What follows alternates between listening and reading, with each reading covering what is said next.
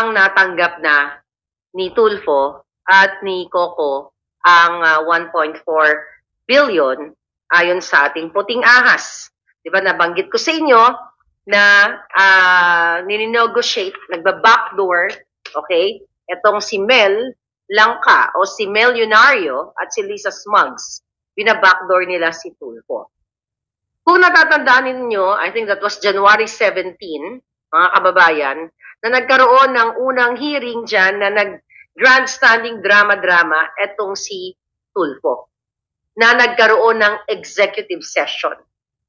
Ang sabi ni Tulfo, noong January 17, kung di ako nagkakamali sa date, na nagtataas siya ng boses, na ipapa-NBI niya, ipapa-forensic niya, lahat ng ahensya ng gobyerno ay gagamitin niya para malaman kung sino ang mga nanalo sa loto dahil nga sa clamor ng taong bayan na inedit ang mga pinakita na pictures ng PCSO, which is inamin naman ni Robles na inedit nga nila.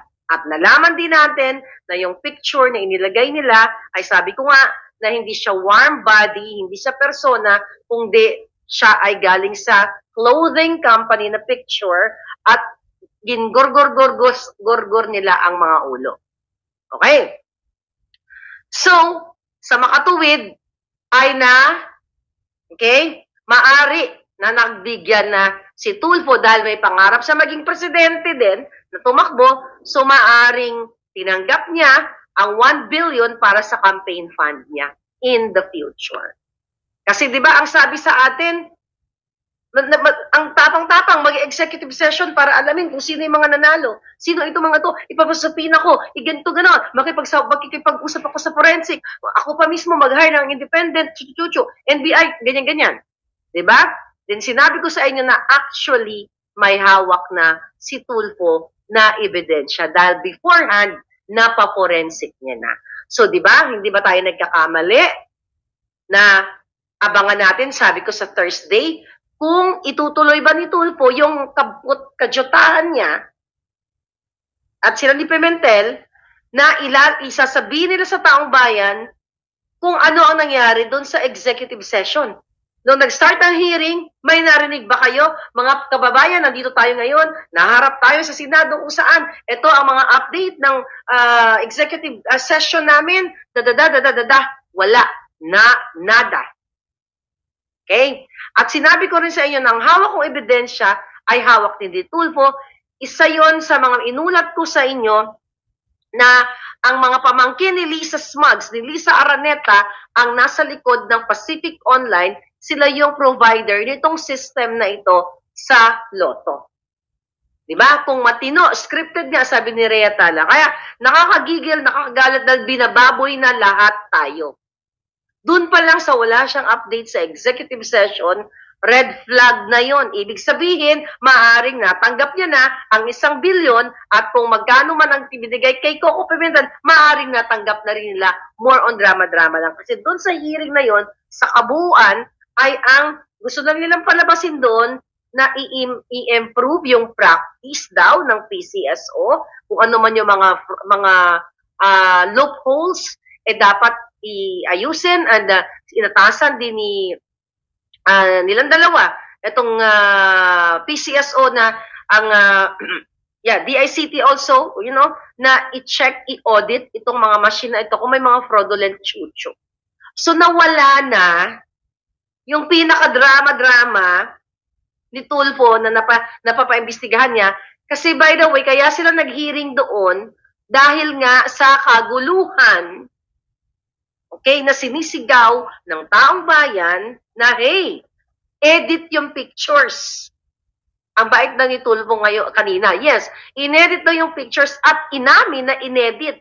Pero walang update. Kasi mga kababayan, lingid sa inyong kaalaman, ito na yung evidence, ito na yung information na nakarating sa atin na si Lisa Smugs, ayon sa ating puting ahas, si Lisa, si Mel Robles, ang mga dorobo sa PCSO ay bumili ng worth 30 million na machine. Ano yung worth 30 million na machine na yon? Yun yung mag-generate ng ticket ng gusto nilang ipanalo. Ito ay sa ating puting as, ito ngayon yung babanggitin ko dun sa pinag-usapan nila na nag-jive actually, pero ayaw puruhan ni Tulfo si Robles kasi nga baka nagkabigayan na ng bilyones. Diba? You open your palangga, your heart, your brain. 'Di ba? Ang tapang-tapang, ang sabi pa ni Tulfo, oh, ganoon, mag-hire ako, kailangan ng forensic, Ang buwaka ng ina ka, nasa na yung executive session na pinagbitingan nyo, ni wala kang update sa taong bayan. And never ever mo nang pinatawag o sabi mo, ipapasupina mo ang mga nanalo. Ang sabi niya, balikan niyo yung video. Noong January 17, ipapasupina daw niya yung mga certain personalities na nanalo, mga ginurgur ang ulo, pero wala ka nang narinig, wala na tayong narinig. Kasi nga, baka na ibigay na ang 1 bilyon sa kanya. Dahil nga, di ba, kahapon, ang vlog natin, ang projected income nila Lisa Smugs at ng kanyang mga pamangkin through Pacific Online System, okay, is 900 billion. So, how much is 1 billion? It's barya lang kung ang kukubrahin nila, projected income nila for 1 year is 900 billion. Okay? So ngayon, mga kababayan, you open your mind. Doon sa hearing na yon, although may nakuha tayong information na magbabangga, na ibabangga natin doon sa 30 million na sinasabi ko, okay? 30 million na machine. Okay? Dahil lingid sa kaalaman ng taong bayan ayon sa Puting Ahas, tapos na talaga ang investigation ni Tulfo, kaya ang tapang-tapang niya nung nakarang hearing kasi alam niya na at may hawak siyang ebidensya. Hindi niya pinag-usapan na ang nasa likod ng Pacific Online System ay mga pamangkin ni Lisa, okay? Na si Martin Ledesma. Okay? Ngayon, mga palangga, andito yung picture. Ay, teka, dali lang. Tingnan natin. Nakita ba natin yung picture? Actually, makikita nyo naman yan eh. Okay? Makikita nyo naman. Andito, hawak ko. Alay, papakita ko lang yung yung mga ebidensya ha. Actually, glance lang ha. Actually, ito. Ayan glance lang. Baka ayan lang. Actually, mga dokumento ito, mga palangga. Mga dokumento itong hawak ko, nahawak din ito ni Tulfo. Hindi niya inurirat, okay, o ipinatawag yung magpinsan o magkapatid na si Mark and Martin Ledesma na sangkot dito sa Pacific Online na pinaboran ng general manager na si Mel Robles at magkakasabot silang lahat kahit hindi siya qualified na maging na mag-provide nitong technologies para sa PCSO o sa Lotto. So ngayon, mga palangga, doon natin, ipututok tayo doon sa sinasabi ni Tulfo na, okay, na, ayun, may sinasabi siya dito na doon daw sa 698 million, okay, na panalo, di ba, 698 million ay meron doong nag-invest, di ba, na sinasabi niyang 30 million investment. Diba? Nalala niyo yun? 30 million investment to win 698 million. Ito yung 30 million, mga palangga. Hindi niya masabi-sabi sa taong bayan. Yan yung investment ni Mel at ni Lisa Smugs ayon sa ating Puting Ahas na makina, na binili yung makina para mag-generate ng Lotto ticket winner. So ngayon, ano ang nangyari dito? Para maintindihan ninyo, okay? Doon sa hearing kanina, ay napag-usapan nila doon na mayroong doon sa 698 million pesos. Okay, saan na ba yung sinulat ko? Okay? Na ang winning combination, ito pala. Ito. So, sinasabi ni Tulfo dito na doon sa 649 na game, okay, na pinanalunan ng 640, not 698, 640 million, okay? 640 million pot money or prize. Di ba yun ang pinag-usapan nila? Na meron daw na 14 combinations of that 649 numbers. So, pag pinag-rumble-rumble yung mga numero na yon from 649 na game, ay magkakaroon ng 14 million combinations. Tapos, diniscuss doon, tinimes nila sa 20 pesos. Ibig sabihin ng 20 pesos, yun yung taya.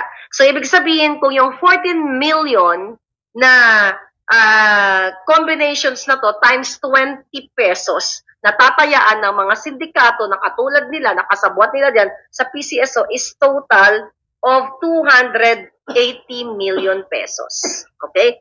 Yun ang, kung hindi nyo naintindihan yun, yun ang paliwanag niya na pag tinayaan mo ang 14 million combination sa tig 20 pesos, gagastos ng isang sindikato ng 280 million.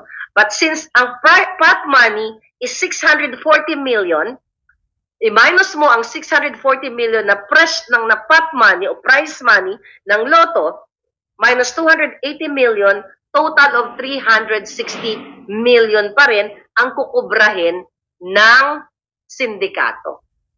Okay, nakuha nyo? Yun ang ibig niyang sabihin doon, mga palangga. So ngayon, ang eksena doon, may binagit si Tulfo na ayon daw sa kanyang mga nakausap ay pinaplant, okay? May pinaplant na tao para tayaan ang lahat ng mga combinations, which is yung 14 million combinations. At pwede daw itong manipulahin.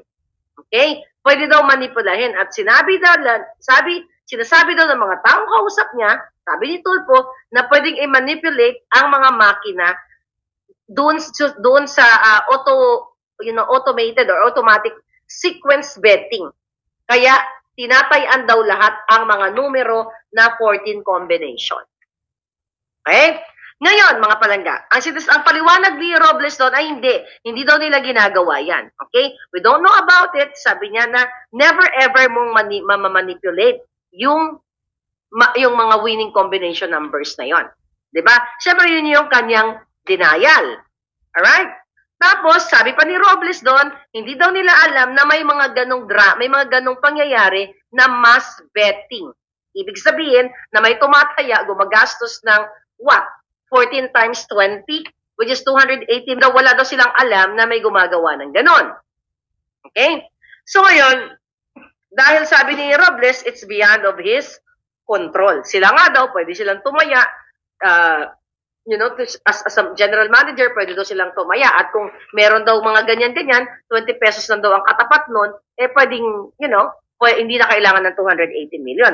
Pero dadako tayo dito sa sinasabi ni Tulfo, okay? Na very magsususpecha ka kasi sinasabi lagi ni Tulfo na hindi ko sinasabing minamanipula ninyo yung laro. 'Di ba? Sabi niya there is no manipulation actually kung tutuusin. So dinidepensa na niya na there is no manipulation actually. So it's factual. So, dito sa salita ni Tulfo na walang manipulation, ano yung drama-drama niya na ipaporensik niya? Anong drama-drama ni Tulfo sa executive session na ipapatawag niya itong mga nakamaskara, itong mga edited pictures? Kasi dito sa hearing kanina, sinasabi niya na actually walang manipulation. Kumbaga, siya na mismo as a senator, wala palang manipulation, bakit ka pa nag-hearing? Kung yan ang paniniwala mo, what's the point? Mag-hearing pa kayo, lumalamon kayo, manginayupa kayo sa pera naming lahat dyan. Sinasayang nyo yung mga ipapasweldo sa mga taong yan kung wala palang manipulation. So you change your tune right away, Tulfo, after your drama, grandstanding na ipapaporensik mo, Oh, sabi pa niya, mga palangga, What I'm trying to say here is tatayaan ng possible combination. Okay? Possible combination. That's what you call syndicated. Kasi pag ganon, na sumusugal, itong mga kasabwat ni Langka, ni Lisa Smugs, tatayan ng 280 million. Kasi bakit nila na ma-manipulate yung 14 million combinations? Kasi bumili nga sila ng makina na worth 30 million. Itong makinang ito, hindi ito kasama sa mga registered machines na ginagamit ng PCSO. Ayon sa ating puting ahas, kumbaga exclusive na binili ng 30 million para mag-generate ng mga winning combinations. Kaya nga nagpalit na ng tono si Pimentel at saka si Tulfo. Nag-iba na. Wala na yung, di ba nakita nyo, napanood nyo naman? Hindi na nila inungkat yung ipapatawag yung mga nakamaskara na nanalo. Wala. Zero. May narinig kayo? Wala. So, ibig sabihin, baka nagkabayaran na sila ng bilyon-bilyon. Mga buwaka ng ina talaga to. Ngayon, sabi pa ni Tulfo, pinapaliwanag niya na tatayaan daw yung 14 combinations nga. Okay? Tapos sabi niya, hindi naman pwede gawin ng isang individual yon, pero pwedeng gawin ng isang tao lang. Pero pwedeng gawin ng isang tao lang at meron siyang kasabwat sa Pacific Online. Diba? Siyempre, hindi naman talagang kailangan ni Tulfo na sabihin na parang abait-bait niya lahat kasi ma-obvious. Pero kahit anong gawin niya, obvious pa rin. So kung matino ka, Tulfo, ibigay ko sa'yo mag-ano ka yung staff mo, bibigay ko sa'yo ang ebidensya na hawak mo din, ibibigay ko uli sa'yo. Na ang Pacific Online, ayon sa ating puting ahas, na yan din ang may nag-supply din sa'yo, na kasabwat nga ang pamilyang Ledesma ni Lisa As, Araneta Smugs, na even though they are disqualified, hindi na na-meet ang certain requirements to be part to supply the services to PCSO, pero pinalusot dahil nga, bakit? Tinakot ni Pacific Online itong si Mark and Martin Ledesma na pag hindi mag-back out itong winning bidder ay isusumbong kay Lisa Smugs. Diba? Inulat ko to sa inyo nung 2 beses ko na inulat sa inyo. Tapos sabi pa nga, how do you want us to rephrase our words for you to back out? Wag na wag lalabas ang pangalan naming magkapatid, otherwise, mamarkahan ka ng Tita Lisa ko. Okay? Yan ang sinabi ko sa inyo mga palangga. Actually, hawak ko tong papel. Hindi ko lang pwedeng ipakita sa inyo lahat, for, to protect my puting ahas, mga palangga. And hawak ko lahat ng mga papeles na yan. Kaya kung gusto mo talaga, Tulfo, which is, wala na. Wala nang pag-asa ang taong bayan sa mga katulad ninyo, mga jutang gininan nyo. Asaan ang itlog mo, Tulfo? O kasing laki din ng tiki na itlog ni Kuting. Ganito din kalaki. Okay? Wala nang itlog eh. Ayan, parang ano lang. Anyway, mga palangga, seryoso. Okay? So ngayon, dito tayo. Okay? Dito tayo papasok. Maliwanag na ang information na nakarating sa akin from my puting ahas na mag-i-invest ng 30 million, ang tinutukoy ni Tulfo doon, yung 30 million worth na machines na ayaw niyang sabihin sa inyo. Kaya 'di ba ang hamon ko, Tulfo, uunahan ko na ba ikaw o ibubuking mo sa taong bayan? At syempre, ngayon mga palangga, dito tayo papasok sa mga drama nila tungkol sa sinasabi ni Tulfo na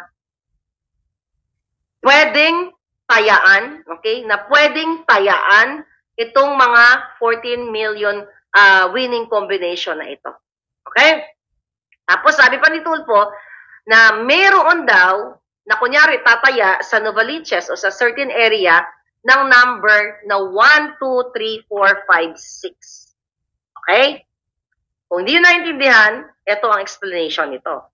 Tataya, let's say sa Novaliches, sa Cubao, kung saan mang area, ng number na 1, 2, 3, 4, 5, 6. Then ngayon, Itong ano na to, itong number na ito, di ba may serial number, may barcode. Let's say, gamitin na natin yung example niya, Novaliches. Tapos sabi niya, tinatanong niya, sino po ba ang may hawak nitong root access na ito? Okay, yung root access na yon, pinag-usapan nila doon na after daw matayaan itong certain number 1 2 3 4 5 6 sa Novaliches, pupunta sa main system na mayroong na pwede lang makita o pakialaman ng taong may root access. At sino ang may root access na sinasabi during the hearing? Ang may hawak lang nitong root ay may access lang, from the word root access, para mamanipula etong system na ito ay si Robles at ang kanyang assistant general managers. Doon sa hearing, sinasabi ni Tulfo, let's say for example, pagkatapos ng draw ng alas 9, di ba, tumaya ka. Let's say, anong araw ngayon dyan? Anong araw ba ngayon? Kalimutan ko na yung araw. Okay, Thursday. Okay, Thursday sa Pilipinas. Thursday. Tumaya ka ng umaga, alas 8 a.m. Okay, 8 a.m. Tapos draw, kunyari mamaya. Draw mamaya, 9 p.m. Sarado na. Okay. Ngayon, mga palangga, sarado na. Tapos ngayon, itong 7, 8, 19, 11, 12. Kunyari, ito yung nanalo. 7, 8, 9, 10, 11, 12. Okay? Liwanagin natin. Kunyari, ang pagkakaintindi ko dito during the hearing, tumaya si Pedro sa Novaliches ng number niya, ng combination niya, ng 1 to 6. Pero sa bolahan, ng act ng loto, na ang nanalo ay 7, 8, 9, 10, 11, 12. So, syempre, naipalabas sa TV. Kasi, di ba, live yung live yung pagbubola. So, ang nangyari ngayon, ang gagawin nitong may root access, which is si Robles, at yung kanyang assistant general manager, papasok sila doon. Okay? Doon sa 30 million nilang machine na nabili. At nabanggit din ni Tulfo na may makina doon sa, let's say, sa isang bodega, ganito, ganyan. Hindi niya madiretso sa hearing na yon na yung 30 million na yung makina na sinasabi niya somewhere there sa bodega, ito yung binili ni Lisa Smugs at ni Taning at ni Robles na 30 million ayon sa ating putingas na worth ng machine para mag-generate ng winning number. Papaano? Okay? Dahil nga, kung ang ticket mo ay binili mo sa Novaliches, merong barcode and serial number. So, ang gagawin nitong machine na worth 30 million na nakatago, baka sa bahay ni Lisa Smugs o sa bahay nila, dyan sa Benguet na magkakapit-bahay sila. So, gagamitin nila yung makina para mag-generate ng number na which is the winning number is 7, 8, 9, 10, 11, 12. Isa-substitute yung number na yon doon sa 1, 2, 3, 4, 5, 6 na binili sa Novaliches. Ibig sabihin, gagamitin ang serial number and barcode. Kasi mga palangga, ang mga lotto outlets ay wala silang record kung ano yung actual numbers na tinayaan ninyo. So, ibig sabihin, pagkatapos na binola, nanalo 7, 8, 9, 10, 11, 12 ang lumabas na numero. Okay, sige, mag-generate tayo dito sa bahay ni Lisa, ni Smugs, ni Ahas. Okay, ito. Lasing ngayon Nakadapa. Okay? Ilang. Nakadapa siya ngayon, lasing. Loray-loray. Loray-loray, buwaka ng ina. Ayan, hi, dapat nakaganyan. Hi, loray-loray sa kanya. Lasing, mamaya na yan kasi seryoso, usapan natin. So, gagamitin nila yung barcode, serial number, from that outlet, let's say Novaliches, papalitan nila, okay, ng numero na kung saan, yun yung inilabas sa TV, na live, na nanalo, 12, 13, 14, 7, 8, 9, 10, 11, 12. Na-gets nyo? Yun yung ibig sabihin doon sa hearing ni Tulfo. Actually, alam ni Tulfo to. Kaya lang, hindi niya tinutodo para magmukhang, kunyari, ay talagang gusto niyang masabi sa taong bayan na ginagawa niya yung tama para sa taong bayan. Pero nag-failed siya nang hindi nila pinag-usapan kung sino ang mga jutang ginimis na mga pinalitan ng mga ulo, mga ginurgur, sino yung mga nanalo. Doon pa lang sa 433 winners in 2022, hindi nila pinatatawag yung mga yun kung sino yun. 433 winners. At itong nananalo na sinasabi ni Tulfo na mayroon akong report, katropa mo daw, kamag-anak mo, nakalimutan na ng buwaka ng ginina mo, Raffy Tulfo. Bakit? Sa ngalan ng 1 bilyon, kung matino kang senador, executive session mo, so kakalimutan na lang namin yung grandstanding drama mo na magpaano ako forensic, lahat ng sangay ng gobyerno, chuchu, NBI, dadadadada. Tapos, ganun na lang yun, nawala na lang na parang bula, pinag-usapan ng buong Pilipino sa buong mundo, yung edited pictures, yung kinuha sa kamiseta clothing company, then, wala na kanina. Bakit? Sa ngalan ng 1 bilyon, yun po ang nakarating sa atin ng Putingas. Di ba? Pinaunahan ko na to, sabi ko pa nga sa inyo, hindi a-attend si Milyonaryo. Pero syempre, inayos na nila, gusto din nila ako discredit, pero hindi ever madidiscredit ang taong nagsasabi ng katotohanan. Umattend nga si Milyonaryo, pero hindi na nila tinakel kung sino yung mga ginurgur ang ulo ni Mel, yung mga pinresent niya dyan. Alam nyo na yung picture na yon, di ba? So dahil nga hindi alam ng mga outlets, na mga lotto outlet, kung wala silang record ng mga number, ng mga tinayan ninyo. Let's say number, birthday mo, 0921-4345, mga ganon, di ba? Wala silang record. Ang mayroong record niyan ay yung provider, which is yung Pacific Online. At sino yung mga nasa likod yan? Kamag-anak nga ni Lisa. Sila ang provider, sila ang may hawak ng number, sila ang may control. And the fact doon sa hearing na sinabi na may hawak ng root access ay etong si Robles, ang kanyang assistant, yung general manager, at inamin mismo doon na pwedeng i-manipulate. Possible. Okay? So ngayon, mga palangga, nakaka-chutang din naman. Sarap talaga nila tunawin, mga palangga. Ang sarap nilang tunawin lahat. Ngayon, pwedeng palitan yung mga, pwede mag-generate ng numbers. Naintindihan yun ba yun, palangga? Yung ipaliwanag doon? Kasi kanina nagda-drive ako. Hindi ko masyado ma-gets yung pinag-usapan kasi, I'm busy driving, Tapos, inulit ko, so yun. Yun ang ibig sabihin, kaya nagagamitin nila ang barcode, serial number, doon ng mga taong ni Juan, na tumaya si Juan ng 1, 2, 3, 4, 5, 6, pagdating sa secret room, mahilig din sila sa secret room. Diba? Meron nga secret counting noong May 9, diba? Si Lisa mayroon din sa secret counting. I was there. So, meron din silang secret what do you call it?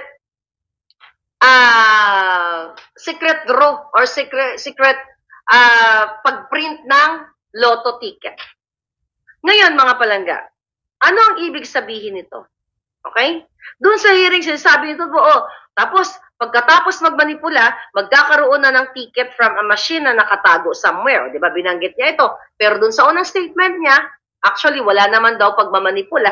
Wala daw manipulation or dayaan, something like that sa PCSO. So, which is which, Tulfo? Walang manipulation. But here, as you go along, sinasabi mo na merong manipulation, pero hindi mo sinasabi na walang manipulation. Anong kabobohan yan?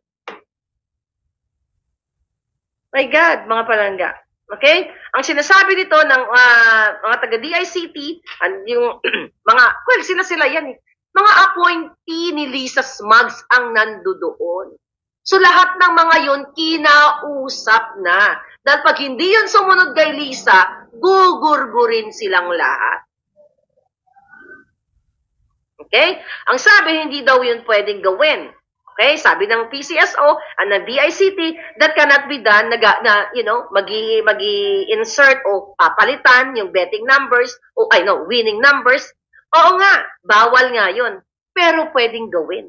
At sinabi mismo dun sa hearing na 'yon na yes, pwedeng gawin.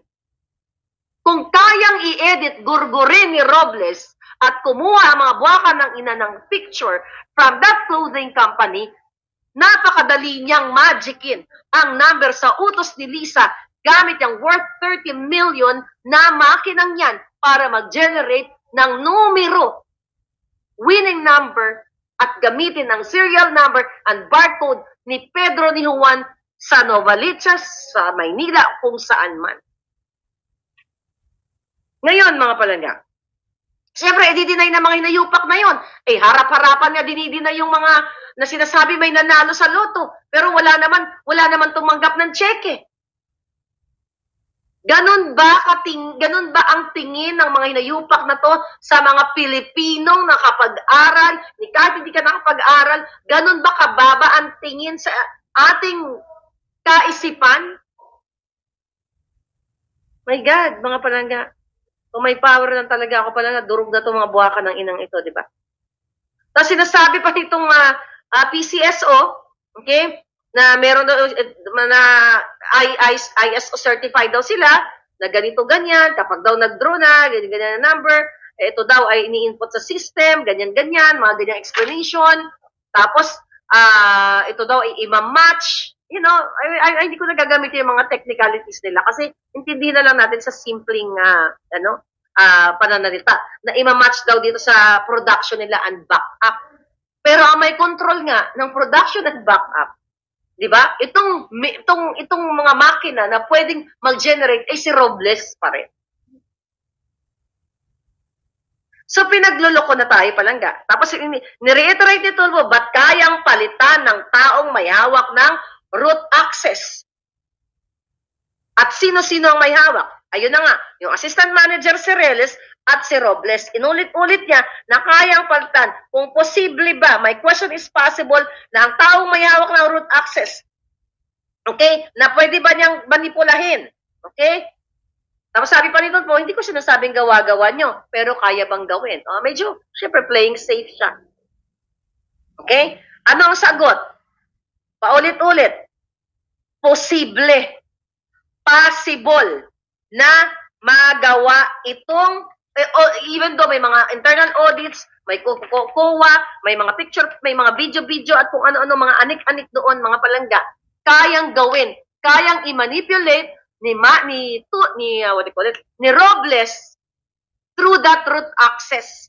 Kasi meron pa nga siya tinatawag na superpower, super user ID, na pwedeng siya lang ang gumawa. Bawal, pero pwedeng gawin. Kahit yung paggurgur ng paggamit, yung paggamit nga ng picture from that clothing company, bawal yan. Okay? Pero, ginawa. At ang pagkakaalam ko, actually may receive ako report, I'll talk about that, hindi ko lang nabasa. Mismo yung kamiseta, ay, parang pumayag na lang, parang naging, basta isa sa, parang official ng kamiseta, ay may connection din dito kay Lisa Smugs sa gobyerno. I'll talk about that sa mga next vlog natin. Okay, kasi hindi ko siya nabasa. So, hirap na ma-explain. Hindi ko alam masyado. Basta, mayroon din connivance ayon sa Puting Ahas from that kamiseta store dito kay Mel Robles. Si that, mga kababayan, sino na paniniwalaan? Tapos, dun sa hearing na yon, parang gusto lang nila dun, i-emphasize na i-improve. Okay? I-improve itong ginagawa yung practice dyan sa loto. At diba, pinag-usapan pa doon yung tungkol sa memo na sinunod. I mean, memo or position letter ba yon? Was it, basta yung, na supposedly, diba, bago nila simulan yung e-loto, dapat may approval sa presidente. So, ginawa nila without approval kasi nga naman, ginaw na yan ni Lisa Smugs. Ang ginamit nilang parang memo doon, nung panahon pa ni Pangulong Duterte na Pinaliwanag din ng mga nagpapanggap doon na si Coco na obsolete na yon. Dapat hindi na sinusunod yon. Dapat yung bago na, which is wala ngang basbas ng walang letter, okay? Doon galing kay Puting. Ngayon mga palangga, Jutang Ginemas, ang haba-haba ng kanilang hearing, 5 oras, hindi ko tinapos yun. In-extract ko lang yung mga dapat nating extract. Diba? So mga palangga, diba, yung testing run nila, pinag-usapan doon yung iloto, na sabi ko nga sa inyo, kayo mga OFW, huwag na kayo magpapaloko, huwag na kayo tumaya dito, kasi kukunin nila ang inyong mga information, gagamitin sa election, at hindi lang yan, gagamitin sa paninindak sa inyo later on. Inaabangan yung mga comment nyo dyan, madali lang kayo i-search eh. Pag napag-inita kayo ni Lisa ng mga waka ng inang gobyernong ito, pwede kayong eras with that data na nakuha sa inyo. Diba? So itong testing run na ito, na nag-insert sila o nag-augment pala ng 500 million pesos na additional winning money, okay, na bawal, na hindi dapat ginawa kasi wala ngang pahintulot, di ba, sa Office of the President, kasi bangag nga si Puting. Lagi nga siyang tulog, okay? Lagi siyang tulog doon kasi nga, malungkot, walang pulburon. So si Lisa Smugs lahat ang nag-ooperate niyan. Kaya wala tong kinalaman. Kaya kahit hindi to magpirma-pirma, pag sinabi ni Lisa Smugs, yan, lasing siya ngayon, luray-luray ang bigaon, ayan, go-go lang. Yan butod niya. So yan yun, mga kababayan. So saan tayo tutungo na dito, mga palangga? Okay? Again, kung di ba naman siya nga, itong PCSO, yun na nga, yung memorandum na sinusunod nila, kaya daw nila ginawa yung na yon, yung test run na yon, because of that memorandum from Executive Secretary Medaldea, panahon ni Duterte. Di ba naman mga bobo? Wala na yun, tapos na eh. Pero yun lang yung mga drama-drama ni Coco at saka ni Tulfo. Para kunyari, siyempre, may ginagawa sila. Ngayon, mga palangga, ano ang dapat nating gawin? Wala na tayo kasi lahat sila magkakasabwat. Diba? Sabi ko nga, get up, speak up, and pick them up. Ano yung mga inaano nila doon? Ang mga concern na ipa-audit ang mga machine, i-improve ang mga what do you call it? I-improve nila yung serbisyo, yung mga printing paper, na kesyo nabubura, di ba? Nawala na sila sa wisyo. Nawala na yung pinaka-subject ng hearing na yun na ipatawag yung mga gawa-gawang panalo o mga winners. Wala na. Mga palangga, napaos na naman si Lola ninyo. Puro investiga. Hearing, ek.